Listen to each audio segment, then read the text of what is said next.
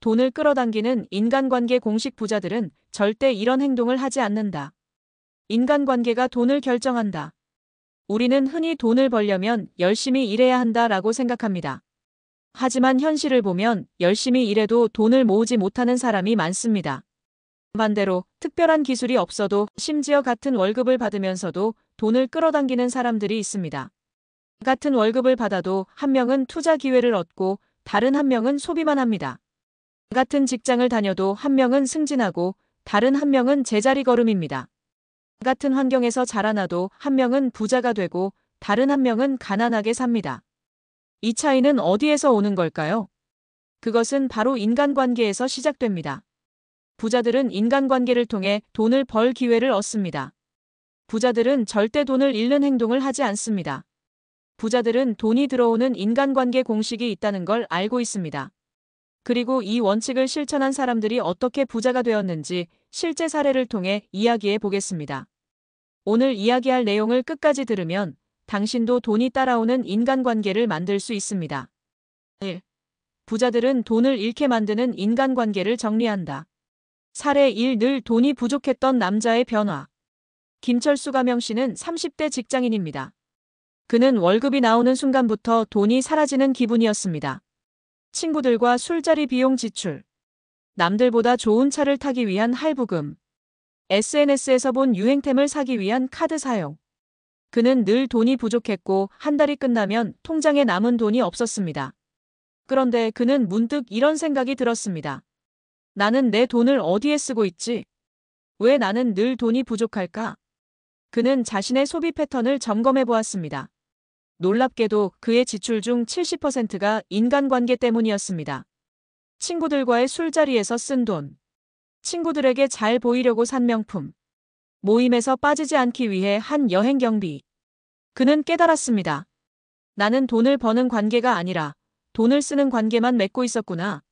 그 후 그는 결심했습니다. 돈을 빼앗는 인간관계를 정리하자. 의미 없는 소비를 유발하는 모임에서 벗어나자.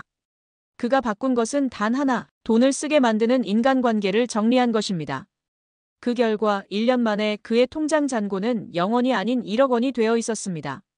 가장 쉬운 돈 버는 방법은 돈이 새는 구멍을 막는 것이었습니다. 결론. 돈을 빼앗는 인간관계를 유지하면 절대 부자가 될 수 없다. 부자는 돈을 벌게 하는 관계와 돈을 빼앗는 관계를 명확히 구분한다. 2. 부자들은 돈이 들어오는 인간관계를 만든다. 사례 2. 월급쟁이에서 사업가로 변신한 남자. 박영수 가명 씨는 평범한 직장인이었습니다. 그는 월급을 받으며 안정적인 삶을 살고 있었지만 늘 고민이 있었습니다. 이대로 평생 월급쟁이로 살아야 하나? 나는 어떻게 하면 돈을 더 벌 수 있을까? 그는 주변을 돌아보았습니다. 함께 일하는 동료들은 대부분 비슷한 고민을 하고 있었습니다.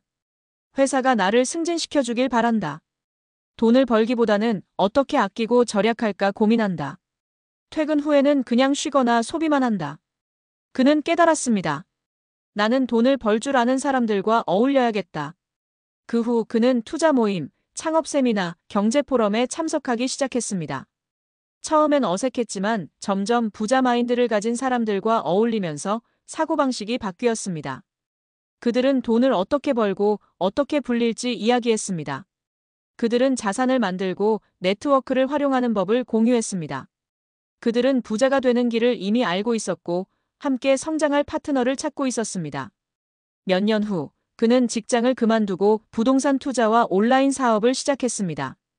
그리고 마침내 30억 자산가가 되었습니다. 내가 가장 잘한 일은 돈을 벌 줄 아는 사람들과 어울린 것이었다. 결론. 부자들은 돈을 벌 수 있는 사람들과 어울린다. 돈이 들어오는 인간관계를 만들면 부자가 되는 것은 시간 문제다. 3. 부자들은 기회를 주는 사람과 관계를 맺는다. 사례 3. 가난한 집안에서 자수성가한 남자. 최정훈 가명 씨는 가난한 집안에서 자랐습니다. 그는 대학을 졸업하고 첫 직장에서 월급 200만 원을 받으며 생활했습니다. 그의 목표는 단 하나, 어떻게든 내 인생을 바꿔야 한다. 그는 자신보다 성공한 사람들과 가까워지기로 결심했습니다. 회사에서 가장 잘 나가는 상사와 교류했다. 세미나와 네트워킹 이벤트에 참여해 새로운 기회를 찾았다. 부자들의 사고방식을 배우고 그들의 습관을 따라했다. 그 결과 그는 회사에서 중요한 프로젝트를 맡게 되었고 5년 후 억대 연봉을 받는 임원이 되었습니다.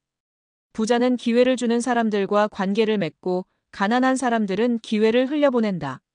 결론. 부자들은 자신보다 성공한 사람들과 교류한다. 기회를 주는 사람들과 가까워질수록 돈이 따라온다. 결론. 돈이 따라오는 인간관계 공식. 1. 돈을 빼앗는 인간관계를 정리한다. 2. 돈이 들어오는 인간관계를 만든다. 3. 기회를 주는 사람과 관계를 맺는다. 4. 소비 중심의 관계에서 가치 중심의 관계로 바꾼다. 5. 성공한 사람들과 가까워지는 법을 배운다. 이제 당신에게 질문합니다. 당신의 인간관계는 돈을 끌어당기고 있습니까?